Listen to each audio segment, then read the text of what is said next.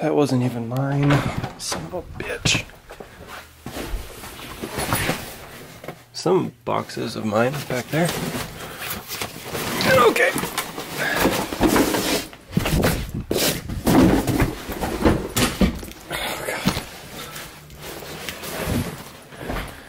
Okay, there we go.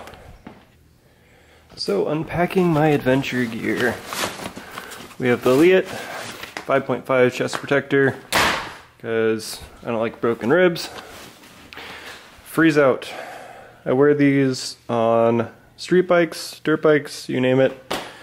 Really, really good base layer. Cycle Gear sells them, or sold them. I don't know if they do anymore. If they don't, it's a shame. My KTM adventure pants, however, I don't think I'm going to be running those because I usually just ride those on the street. My Alpine Star Tech 7s, because I have really, really, really horrible knees and ankles. My Alpine Star's ass and hip protectors. Not much to protect, but you know, it is what it is. The Alpine Star's SX1 knee braces. Not really a true knee brace, but they work pretty well at not letting you hyperextend your knee. And there should be a twin, there we go. This will probably be my bottom base layer today. Fly racing. And then my jersey and my helmet's out in the garage. However, today, because I'm going to be moto vlogging, I will be running my Arai, because that's what is set up for motovlogging. You can see that we have quite the abundance of helmets for downhill mountain biking, and then adventure helmets. My track gear stays up there.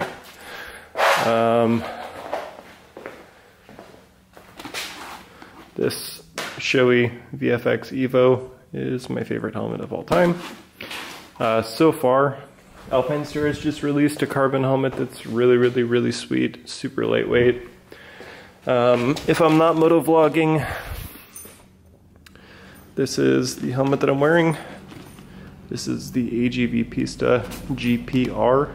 This is the one that I run when I'm on the track, or if I'm not motovlogging, I'm usually riding pretty aggressively. Super lightweight, extremely, extremely comfortable. Really love that helmet. And today we are going to be riding the 500 EXC-F. This is the 2019 KTM. I added the Acerbis, Acerbis, Acerbis, however you specifically want to pronounce it. Handguards, because the KTM ones, let me show you, are absolute garbage, and I scratched them up so badly trying to get them to fit that I couldn't return them. On the KTM, I'm running the SRT radiator guard. Huh. Looking at this, not liking the look of it. What the hell is that? This is a brand new bike. It shouldn't have anything coming out of it. What the hell? It looks like that's just chain lube, but I haven't lubed this chain.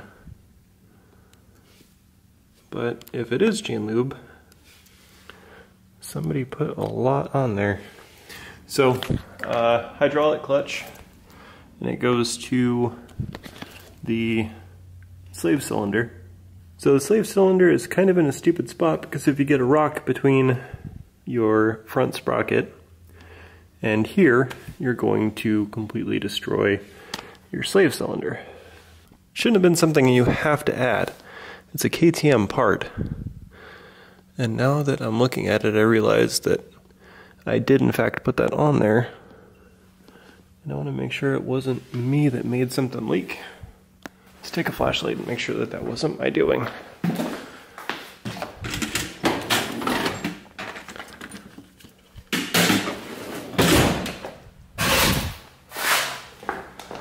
Alright. So the gasket surrounding the cover is tight. and dry. I don't know, that's weird. Because again, I didn't ever do anything to the chain. I'm not seeing leaks from anywhere else, and there shouldn't be leaks on this bike because again, it's brand new. So I am going to wipe all that down, and after our ride, I'm going to make sure that it stayed dry. Today I'm actually going to be running the Hero 7 Black for the first time. Kind of a GoPro hoe. Here's the Hero 5, the Hero 6, and then in here, the Hero 6 Black Session, which I don't actually use anymore. Back in the days of my Aprilia, I used it all of the time, but... So, time to test the hype and see if the GoPro Hero 7 Black is actually going to be as awesome as everyone says. Alright, time to transform into all of this gear, hop on my bike, and we're going to go for a ride. I don't know if you can see that or not, but that is what an exhaust burn looks like.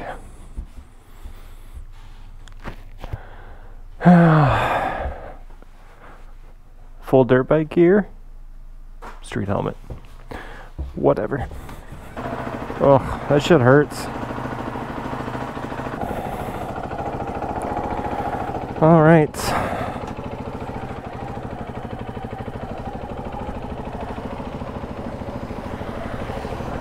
So sorry about your dick.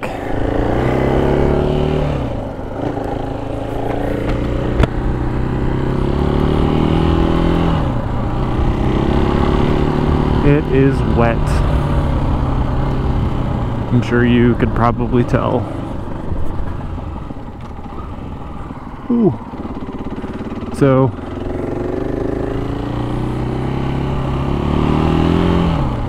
whatever that crap is, definitely got on my shifter. Or maybe just my boot.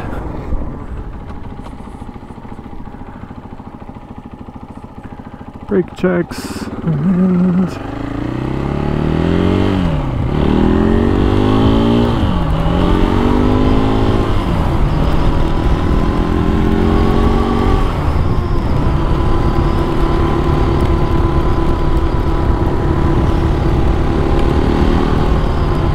so dirt bike tires in the rain, kind of a bit of a sketchy proposition, and if I'm being completely honest, I am not the most comfortable with dirt bike tires in the rain. So as far as my FFL goes, I am in the designing phases of everything right now. I am designing receiver sets as we speak. Well, not as we speak. Instead of babbling, I'm just going to get straight to the point. I'm taking bits and pieces of every receiver set that I actually really like, and I think this is where the trail is. I'm kind of taking the good parts of certain receiver sets and adding them to mine. I'm going to put my visor up.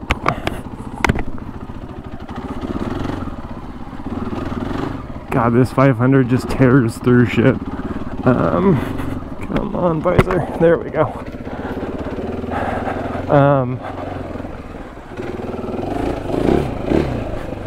Sorry, I'm having fun.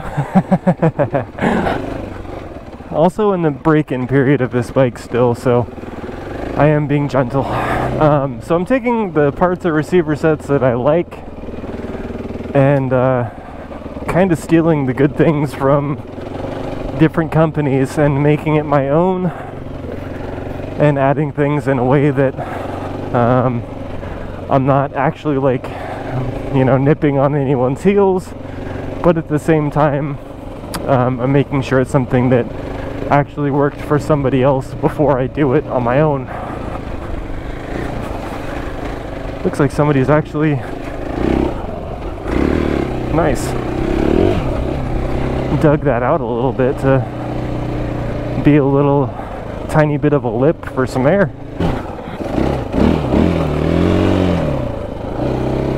So taking the parts of receiver sets that I personally like and kind of mashing them all together but again, making them my own, so I'm not directly stealing anyone's specific idea. You know, the last thing I want to do is step on anyone's toes. I want to be, you know, I want to be innovative, but at the same time, I also want to do things that actually work.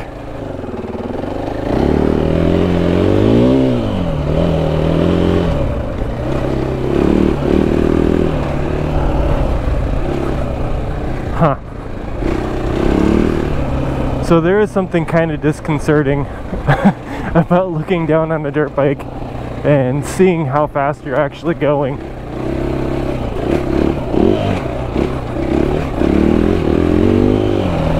It's not something that usually, or not something that I personally usually ever actually get to see. So the consequence of an accident seems less daunting on a dirt bike, because realistically you have no idea how fast you're actually going. So back there, if I was to have guessed, I would have said I was maybe doing 15. I looked down, I was doing 30.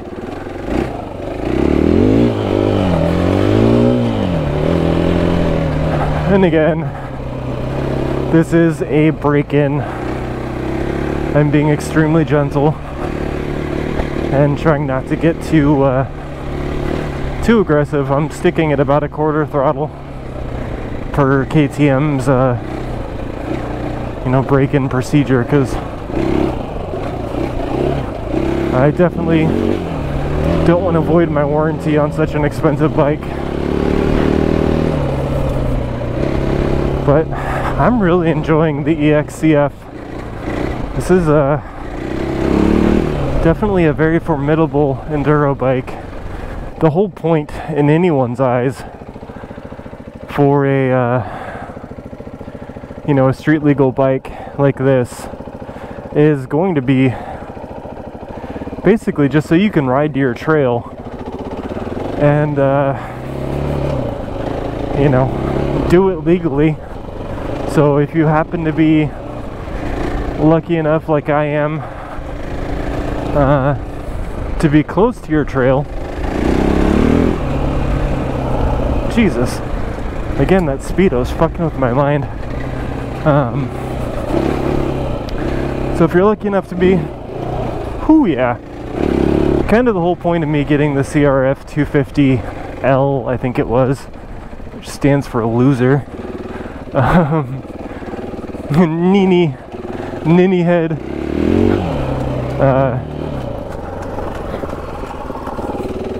I'm not liking that sound.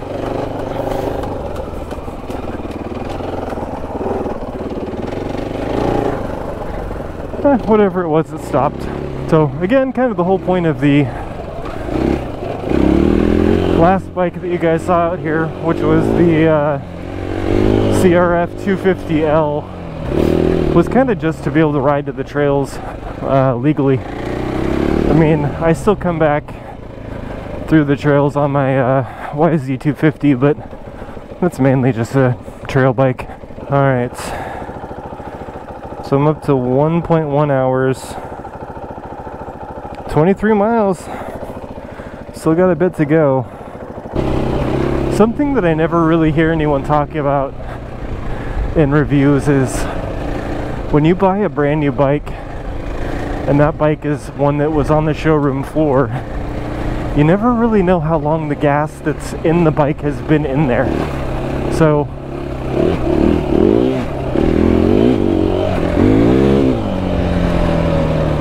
being a little more aggressive, so getting that old gas out of there is kind of important too. So usually what I'll do on a new dirt bike is I will run the entire tank dry. I'll top it off with VP Race Fuels 110 octane, just to kind of offset any of that old stagnant gas. And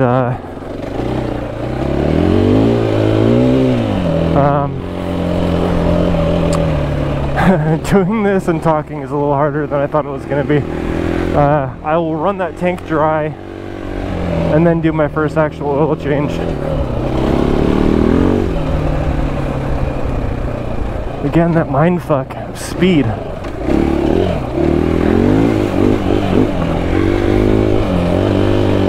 But this bike is absolutely incredible. Just as even, you know, just as an off-road bike, it's kind of like KTM was just like, let's take, you know, basically our top Enduro bike, throw some cheap-ass turn signal set on there and call it street legal and sell it as a dual sport, which I'm definitely not complaining. This is definitely a dirt bike with a, hell yeah, street legal junk on it and incredible suspension. GoPro's kind of flattened everything out, and I know it's everyone's excuse, but that was probably actually like, I would say 4.5 to 5 feet of air, and it did not feel like I even really left the ground when I landed. So once you get this bike dialed in for suspension, for, you know, your actual riding style, I always set my sag to about 105 personally.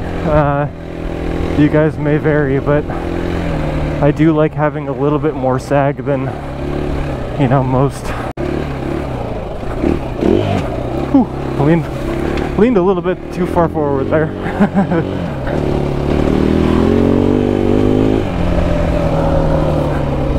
That was 48. Alright. Reminding myself again to slow down, not be an idiot, because again, don't have my phone. And it would be a really long walk back home. Or at least to somebody's house to be like, hey, help.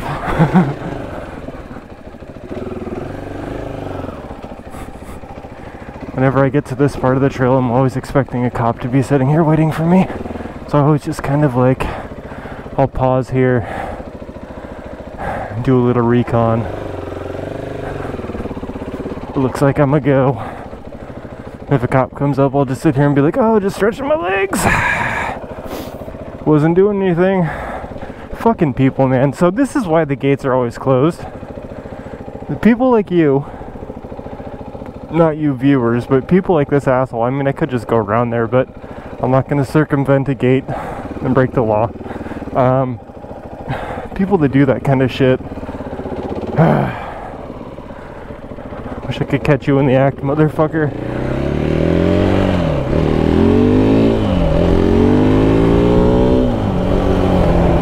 I did actually kind of find that trail organically. I knew it was there. I've seen people going in and out of it, but I never once have been down it before. So that's my, well, that'll be my third time now. And I'm pretty stoked that I found it. So finding it that one day was, again, that was organic. Nothing that you see is scripted. If anything is scripted on my channel, it'll be blatantly obvious. So, talking about the giveaway really quick, I've been rambling. Hopefully you guys can hear me. I'm taking my visor up because I'm fogging. And again, sorry if I'm yelling. It's really hard to tell how loud I'm actually being. How about this? I'm going to go a little bit slower. So, I've been going on and on about receiver sets and my own, so this is kind of the announcement as to how things are going to go. My ultimate goal here is I'm going to be doing a giveaway to one of you guys who donated, and it's going to be like a very low serial number of one of my own personal receiver sets. However, it's going to be, fuck. Are you construction workers or cops? I'm not wearing my glasses. Okay. Definitely construction. We're good. I didn't really want to give away this information yet, actually. But, well, I started talking already, didn't I? So it's going to be one of my receiver sets, and the receiver set is obviously going to be built into a rifle, and it's going to be compliant to wherever you specifically live. And it is going to be a Havoc Defense AR. That is the plan.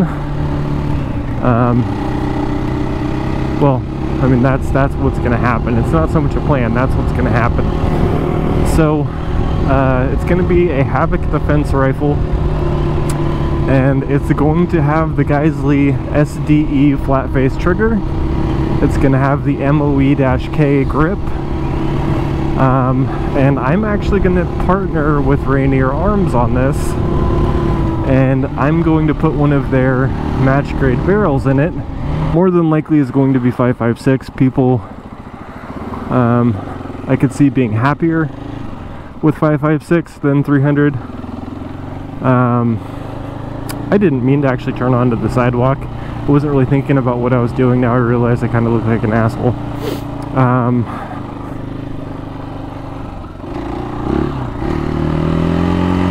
So a lot more people shoot 5.56, I know, so that's probably the direction that I'm going to go with it. But anyways, I'm going to be using one of their match grid barrels. I haven't decided on a brake yet. I am going to run a lot of Strike Industries parts, such as the Strike Industries, the ultralight takedown pins, which I'm absolutely just enamored with. They're super awesome. I'm also going to be using the Strike Industries Ultimate Dust Cover, as well as, and this is the kicker too, I'm going to be doing my own handguards. However, I'm not going to have a handguard done in time, any kind of realistic time frame at least, to be able to give one of you guys my own handguards. So I think I'll do like a, if you want one of my handguards down the line, I'll trade you back for it. But I think I'm actually going to be doing either an F1 or a Noveski handguard. So that's how that's going to work. And again, it'll be a low serial number. We're talking like serial number 10 or under. Obviously, I'm personally going to be keeping number 2. Number 1 is going to go to my best friend. And then I have a couple of people who have already spoken for 3, 4, and 5. And then maybe number 6 or 7 will be in the giveaway.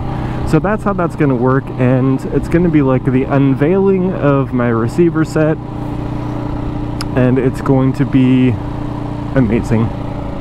Amazing. So that is that. Really quick, my turn signals are still on. I don't even know why I turned them on in the first place. People don't pay attention. Let's see how dirty I got my bike.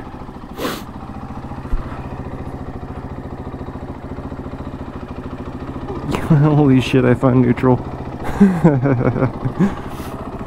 Man, KTM's and Ducati, I gotta tell you, neutral is a guessing game with them. So nothing is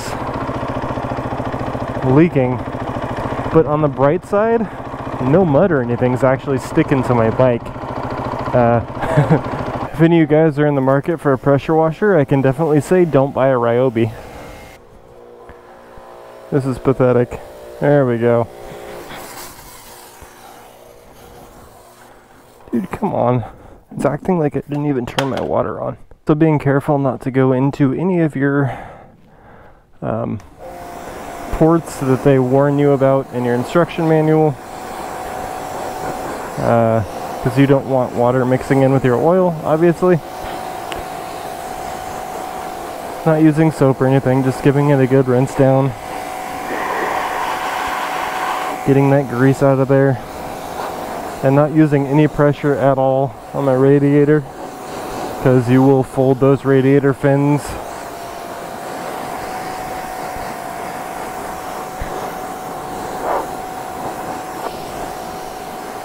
And 20 seconds later.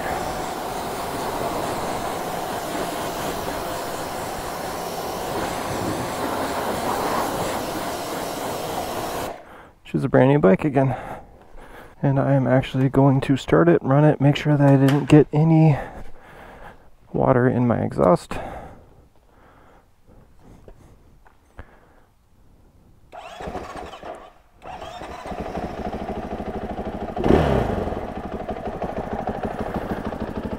And I'm gonna let it run for a little bit. And yeah, I need to clean my YZ. But that's for a different day.